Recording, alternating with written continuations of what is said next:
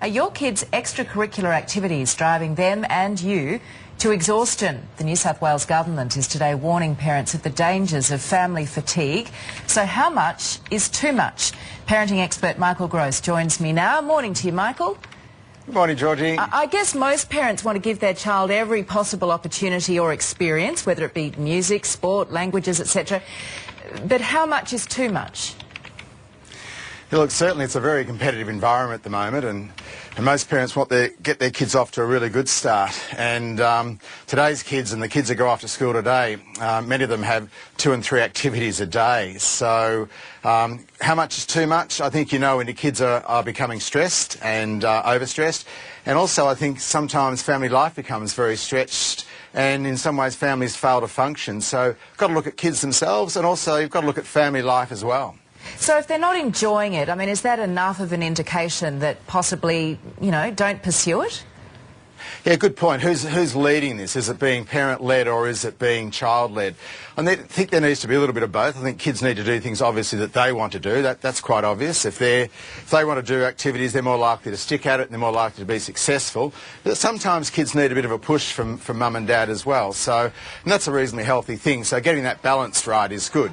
If it's all about mum pushing or dad pushing into learning activities or leisure activities which aren't exactly what the kids want to do, well, then that's not a healthy thing either. So that balance is really vital. Psychologists talk about this phenomenon of the hurried child. Just elaborate on what that means. Yeah, it means that kids don't have the freedom of being a child.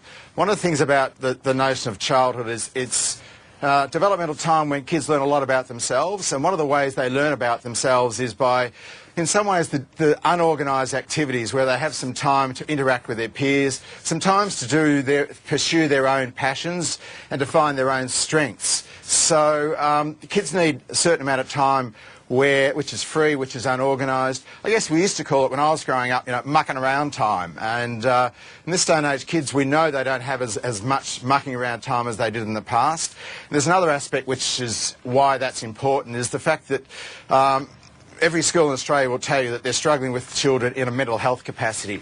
And one of the things we know about free time and unorganised time or mucking around time is it is really good for kids' mental health and well-being. So they need some of that each day. On that note, I remember a child psychologist once saying that it's not a bad thing to hear a child say, "I'm bored." In fact, it's a good thing because they then have to go away and perhaps use their imagination. I hope that was me who said that, because I've been saying that for a while. Probably was, Michael. Okay. It's one of those things that boredom is good for kids, and it's something which we often fear as a mum and a dad. You know, I'm bored. Oh, better go and fill in the activity or fill in the time. That notion of boredom is something which we're not too comfortable with. Kids need those opportunities sometimes where it's downtime, where they do relax. Also, it puts it on them to pursue their activities and to look after themselves. One of the issues that we're facing with young people today is that, what do I do with my own space? What do I do with myself? And that's not an easy thing, particularly if all your time has been taken up in organised either school activities or extracurricular activities. Now, I'm not poo-pooing this. We do want our kids to get off to a good start, and it is a very competitive environment out there.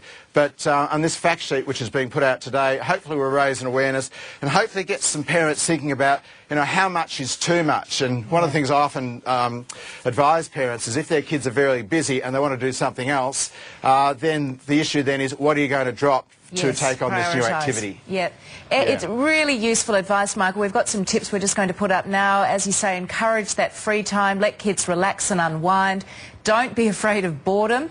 Make family time, and we will make sure we have all that information on our website. Really good, useful information, Michael. Thank you very much.